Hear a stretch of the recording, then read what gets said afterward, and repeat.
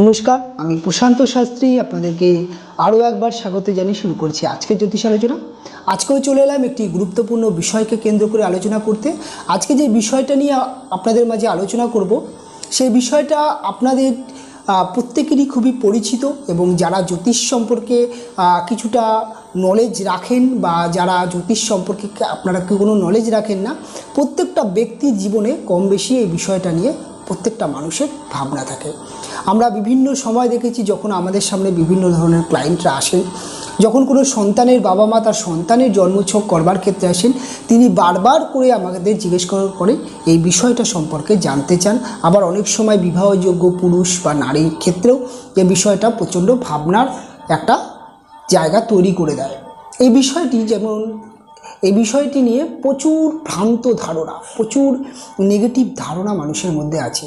ঠিক তেমনই একটি বিষয় নিয়ে আজকের যে আলোচনাটি সেটি হচ্ছে মাঙ্গলিক দোষ বা ভৌম দোষকে নিয়ে।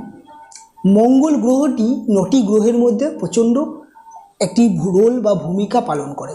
আমাদের জ্যোতিষশাস্ত্রের মধ্যে বিশেষ করে 9টি গ্রহের কথা বলা হয়েছে, সেগুলো সম্পর্কে বলি। যেমন রবি, চন্দ্র, মঙ্গল, বুধ, বৃহস্পতি, রাহু, কেতু, শনি, এই 9টি গ্রহের কথা যেমন বলা হয়েছে, তাদের মধ্যেই একটি গ্রহ হচ্ছে মঙ্গল।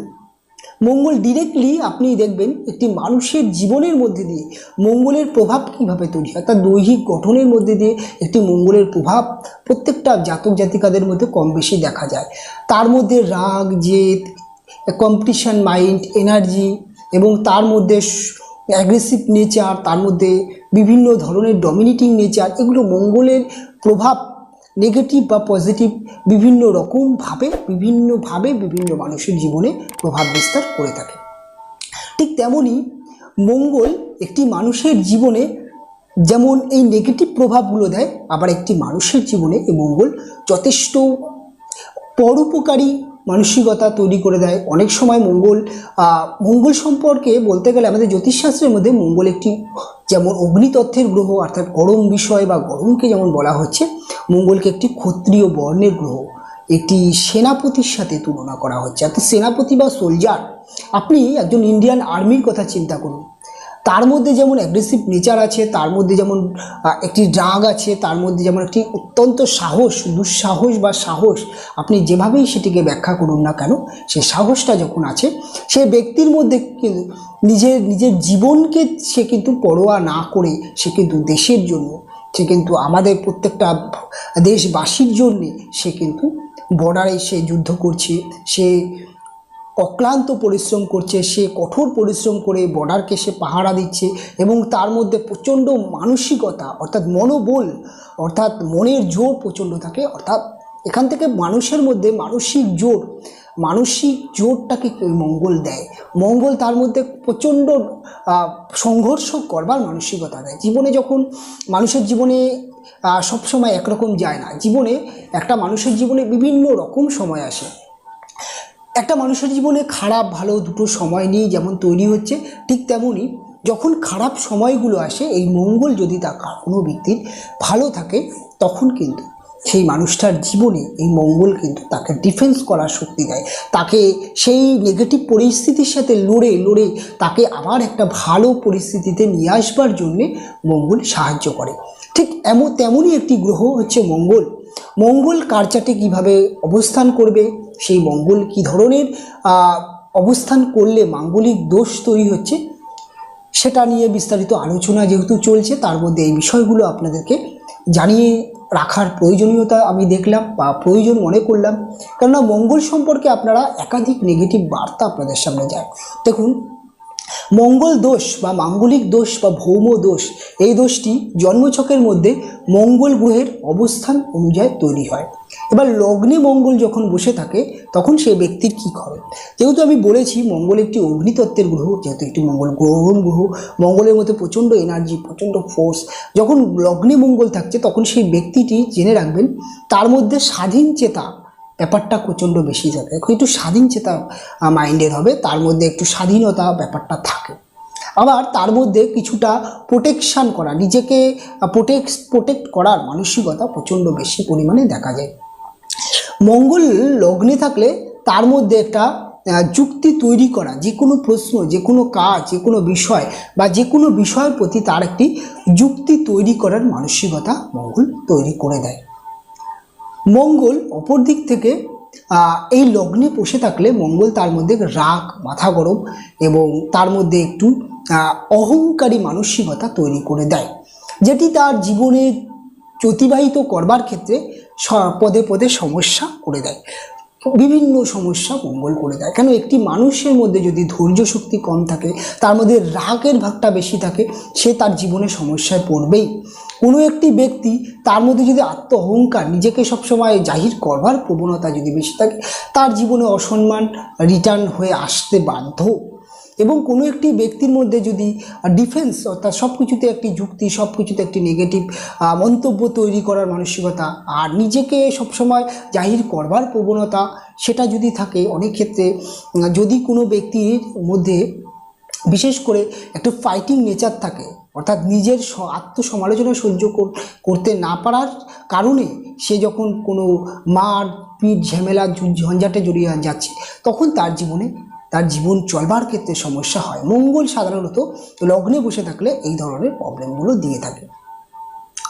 মঙ্গল যখন একটি মানুষের চতুর্থ স্থান অর্থাৎ 4th হাউসে যখন অবস্থান করছে, সেই সময় মঙ্গল কী ধরনের ফল দিচ্ছে? চতুর্থ স্থানটা হচ্ছে আপনার সুখ।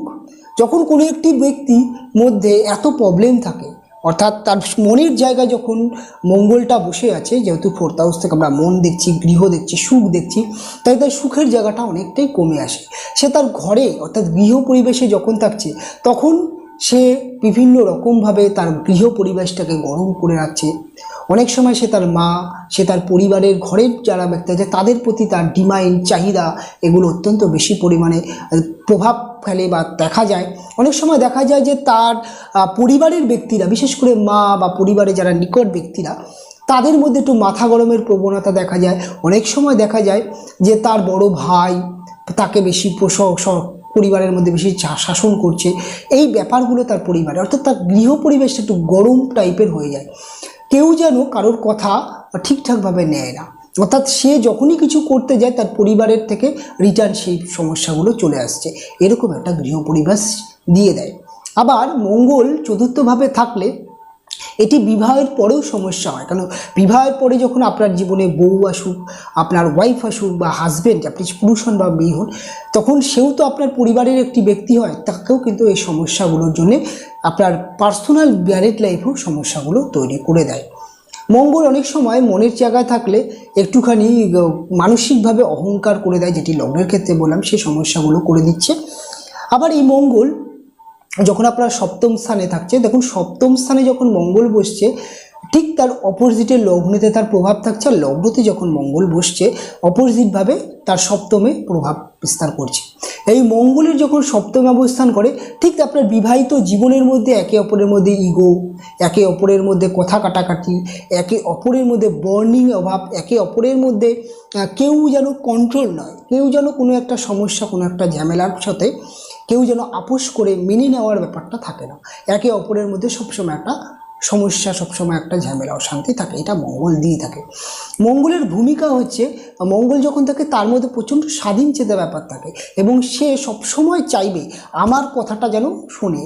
অর্থাৎ সে যদি পুরুষ হন, সে সবসময় চাইবেন আমার কথা মেনে চলতে হবে আমার ওয়াইফকে, আর সে যদি নারী হয়ে থাকেন বা মহিলা হয়ে থাকেন, তার ক্ষেত্রেও সেম, আপনার হাজব্যান্ড যেন আমার কথাগুলো মেনে চলে। এই যে মানসিকতা, এই যে ব্যাপারগুলো মঙ্গল তৈরি করে দেয়। আর বিবাহিত জীবন খুবই সেন্সিটিভ একটি সম্পর্ক, খুবই সূক্ষ্ম সম্পর্ক। এখানে যেমন ভালোবাসা আছে, তেমন রাগ আছে, তেমন অভিমান আছে। আর এই জায়গাটার মধ্যে যখন মঙ্গলের এই ডমিনেটিং নেচার, মঙ্গলের এই আত্ম অহংকার, মঙ্গলের মধ্যে সবসময় যুক্তি তৈরি করা, কোনো একটা বিষয়কে কেন করলে, কী কারণে করলে, এই যে যুক্তি তৈরি করা, এটা বিয়ের যে সুন্দর সম্পর্ক, সুপ্ত সম্পর্কর জায়গাগুলো ফাটল ধরিয়ে দেয়, ঝামেলা তৈরি করে। অনেক সময় দেখা যায় যে যখন গোচর চলাকালীন, যখন এই জায়গাগুলো থেকে যখন নেগেটিভ গ্রহরা পাস করে, বিশেষ করে রাহুরা পাস করছে, বিশেষ করে এই মঙ্গল পাস করছে, অনেক সময় দেখা যাচ্ছে কেতু পাস করছে, অনেক সময় দেখা যাচ্ছে যে আপনার রবি পাস করছে, বা আপনার জন্মছকে সবথেকে নেগেটিভ যে গ্রহটি সে যখন পাস করছে, বা আপনার নেগেটিভ গ্রহের দশা বা নেগেটিভ গ্রহের অন্তর্দশা চলছে, বা কোনো আপনার নবতারা চক্রের মধ্যে কোনো একটি নেগেটিভ নক্ষত্র বা নেগেটিভ গ্রহের যখন ভাইব্রেশন পড়ছে, তখন আপনার এই সমস্যাগুলোকে বড় জায়গায় তৈরি করে দেয়, অনেক সময় ডিভোর্সের মতো জায়গা তৈরি করে দেয় এই মঙ্গলিক দোষটি এই সপ্তমে থাকলে। এবং অষ্টম স্থানে মঙ্গল অবস্থান করলে অনেক সময় দেখা যায় যে আপনার ওয়াইফ বা আপনার হাজব্যান্ডের কথাবার্তার মধ্যে কিছু অসংলগ্ন ব্যাপারটা তৈরি হয়, তার মধ্যে সম্মান করার ব্যাপারটা থাকে না। বিশেষ করে আপনারও সেকেন্ড হাউসে যখন দৃষ্টি পড়ছে, আপনার কথাবার্তার মধ্যে কিছু সমস্যা হয়। পরিবারের অর্থাৎ পরিবারের থার্ড পার্সন ব্যক্তিরা যারা আছে তাদের দ্বারা বিবাহিত জীবনের সমস্যা হয়, এবং আপনার ফিনান্সিয়াল জায়গায় অর্থাৎ অর্থনৈতিক জায়গায় কিছু ক্ষতি করে, আপনার অতিরিক্ত ব্যয় করে দেয়, অতিরিক্ত ব্যয় মঙ্গল করে দেয়। আমি অনেক সময় দেখেছি যদি কোনো ব্যক্তির মঙ্গল যদি অষ্টম স্থানে বসে থাকে, আর সেই ব্যক্তির যদি দ্বাদশ স্থানে কোনো রকমভাবে চন্দ্র এবং তার যদি কোনো রকমভাবে দ্বিতীয় ভাগে রবি অবস্থান দেখা যায়, এই ধরনের বিলিং দেখা যায়, সে হয়তো ছোটোবেলায় কিছু অর্থ দেখেছেন, তার পরিবার বা বাবা মা বা সে কিছু অর্থ করেছে, একটা সময়ের পরে তার কিন্তু জীবনে দারিদ্রতা চলে আসে। এগুলো হচ্ছে মঙ্গলের প্রভাবে থাকে। মঙ্গল অষ্টমে বসে থাকলে আপনার হঠাৎ অ্যাক্সিডেন্ট হতে পারে, হঠাৎ কোনো অস্ত্রোপচার হতে পারে, হঠাৎ আপনার জীবনে স্ট্রাগল ওঠা নামা এগুলো করে দেয়। মঙ্গল এই ধরনের সমস্যাগুলো অষ্টম স্থানে থাকলে আপনার মাঙ্গলিক দোষের ক্ষেত্রে করে দিচ্ছে। দেখুন, মাঙ্গলিক দোষ এখানে বুঝতে হবে যে শুধু বিবাহ নয়, আপনার পার্সোনাল লাইফের ক্ষেত্রে, আপনার কাজকর্মের ক্ষেত্রে বাধা এখানে করে দিচ্ছে। মঙ্গল যখন অষ্টমে থাকে তখন আমরা দেখেছি অনেক সময় সেই ব্যক্তির মধ্যে কিছুটা হলেও নেগেটিভ থট বা নেগেটিভ বিষয়গুলোকে খুব বেশি করে তাকে আঁকড়ে ধরে। অর্থাৎ সমাজের মধ্যে যে সমস্ত নেগেটিভ জায়গা আছে, নেগেটিভ ওয়েগুলো আছে, নেগেটিভ সংঘ আছে, সেগুলোর প্রতি আপনি খুব আকৃষ্ট, বা সেই অধঃপতনগুলো আপনার জীবনে কিন্তু ধীরে ধীরে ধীরে ধীরে প্রভাব বিস্তার করে। এটা সময়ের সাথে সাথে হয়, যখন তার দশা, তখন যার অন্তর্দশা, বা যখন কোনো নেগেটিভ গ্রহের দশা অন্তর্দশা আসে, বা যখন এই ভাবটি থেকে কোনো নেগেটিভ গ্রহ অতিবাহিত পাস হচ্ছে, সেই সময় সমস্যাগুলো খুব ভালোভাবে দেখা যায়। এরপরে কোন ভাবটা না, এরপরে দ্বাদশ ভাব।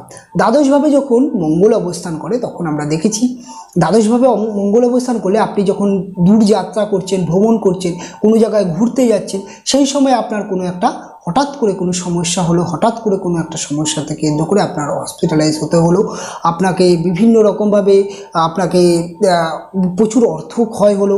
দ্বাদশভাবে অমঙ্গল থাকলে সেই ব্যক্তির জীবনে প্রচুর অহেতুক অর্থ ক্ষয় হয়, তার জীবনে অর্থ উপার্জনের জায়গাটা কমে যায়, তার জীবনে ব্যয়ের মাত্রাটা বেড়ে যায়, এবং তার জীবনে বিভিন্ন রকমভাবে ব্যয় চলে আসে।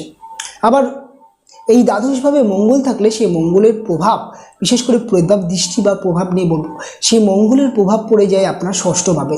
ষষ্ঠভাবে যখন মঙ্গলের এই প্রভাব পড়ে আপনি বিভিন্ন রকমের রোগ ভোগে আপনি ভুগতে পারেন, বিভিন্ন রোগ, বিভিন্ন পেটের রোগ, বিভিন্ন শারীরিক রোগ আপনার জীবনে আসে। অষ্টমভাবে মঙ্গল থাকলে ছোটোখাটো অ্যাক্সিডেন্ট, ফাড়া এগুলো লেগেই থাকে। শারীরিকভাবে অনেক সময় দুর্বলতা চলে আসে, শারীরিকভাবে রুগ্ন করে দেয়। প্রায় ক্ষেত্রে আমি দেখেছি, আমার অভিজ্ঞতার ক্ষেত্রে দেখেছি যে প্রায় ক্ষেত্রে দেখা যায় যে বিশেষ করে ছোটোবেলায়, বিশেষ করে ছোটো থেকে 10-12 বছর পর্যন্ত, 8 থেকে 12 বছর পর্যন্ত, ছোটো একদম জন্মের পর থেকে 1 বছর থেকে 12 বছর পর্যন্ত এই সময়টায় কিন্তু বিভিন্ন ধরনের ফাড়া, বিভিন্ন অ্যাক্সিডেন্ট, বিভিন্ন ধরনের শারীরিক অসুস্থতার মধ্যে থেকে সেই সব বাচ্চা বড় হতে থাকে। তার মধ্যে শারীরিক গ্রোথের প্রবলেম হয়, তার মধ্যে প্রচুর প্রবলেম চলে আসে। মঙ্গল বিশেষ করে দ্বাদশ স্থানে থাকলে শ্বাসকষ্টের প্রবলেম আমি দেখেছি যে চলে আসছে বিভিন্ন রকমভাবে, তার মধ্যে বিভিন্ন রকম রক্তজনিত সমস্যা চলে আসে, তার মধ্যে তার শারীরিক দুর্বলতাগুলো আমরা দেখতে পাই।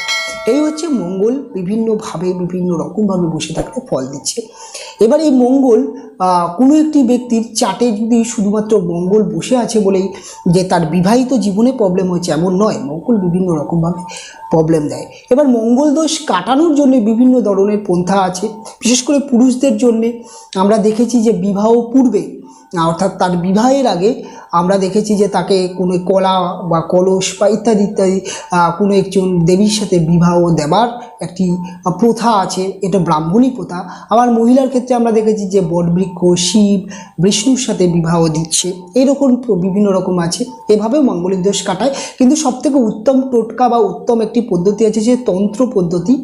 তান্ত্রিক মতে খুব ভালো তান্ত্রিক, অর্থাৎ আপনি সেরকম যদি কোয়ালিটি সেরকম লেভেলের জ্যোতিষকে আপনি যদি দেখাতে পারেন, সেই জ্যোতিষের কাছে সে নিজেও তন্ত্রের কাজ না করুক বা করছে, তার হাতে বিভিন্ন ধরনের বড় বড় তান্ত্রিক তাদের সাথে যুক্ত থাকেন, সেই সমস্ত তান্ত্রিক দ্বারা যদি এই জিনিসটাকে যদি কাটানো যায়, অবশ্যই আমি দেখেছি, আমার জীবনে আমি প্রচুর কাজ করেছি, আমি দেখেছি যে তারা অনেকটা রিকভারি হয়ে যায়, তাদের মাঙ্গলিক দোষের নেগেটিভ জিনিসগুলো কেটে যায়। এবং অনেক সময় আপনি শুধু ভাববেন না যে আপনার বিবাহিত জীবন, আপনার জীবনটাকে স্মুথ করার জন্যও এই মঙ্গলটা অনেকটা, মাঙ্গলিক দোষটা যদি কাটানো হয়, অনেকটা আপনার জীবনটা স্মুথ এবং ভালো দিকে চলে যায়। এবার মাঙ্গলিক দোষ নিয়ে এরকম একটি প্রোগ্রাম করলাম। এরপরে মাঙ্গলিক দোষের পার্ট 2 প্রোগ্রাম করব এবং সেই প্রোগ্রামে বলবো কোন কোন অবস্থানে মঙ্গল যোগ ডিঅ্যাক্টিভ হয়ে যায়, অর্থাৎ মাঙ্গলিক দেখা যাচ্ছে চার্টে কিন্তু সেই মঙ্গলটা কিন্তু মাঙ্গলিক নয়।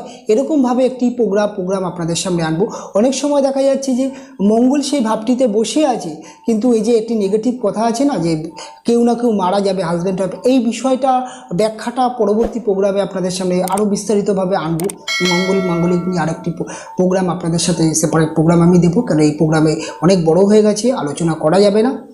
এবং মাঙ্গলিক দোষের পজিটিভ দিকগুলো আপনাকে সেই প্রোগ্রামের মাধ্যমে আপনাকে দেবো। এটাই তো মাঙ্গলিক দোষের নেগেটিভ দিক বললাম। তবে মাঙ্গলিক ব্যক্তিদের মধ্যে অনেক পজিটিভ ক্ষমতা থাকে, সেগুলো হয়তো কিছুটা আমি আপনাদেরকে বলেছি, অনেক পজিটিভ ক্ষমতা থাকে। তবে অবশ্যই অনুষ্ঠানটি কেমন লাগলো অবশ্যই কমেন্ট করে জানাবেন, ভালো লাগলে অবশ্যই লাইক দেবেন। অবশ্যই অনুষ্ঠান আমি শেষ করব, এখানে ফিরে আসবো পরবর্তী অনুষ্ঠান নিয়ে অন্য কোনো পর্বে। আপনারা ভালো থাকবেন, আপনারা সুস্থ থাকবেন, আপনাদের প্রত্যেকটা দিন, প্রত্যেকটা মুহূর্ত, প্রত্যেকটা সেকেন্ড ভালো থাকুক, ভালো কাটুক, এটুকু কামনা করেই অনুষ্ঠান এখানে শেষ করছি। ধন্যবাদ।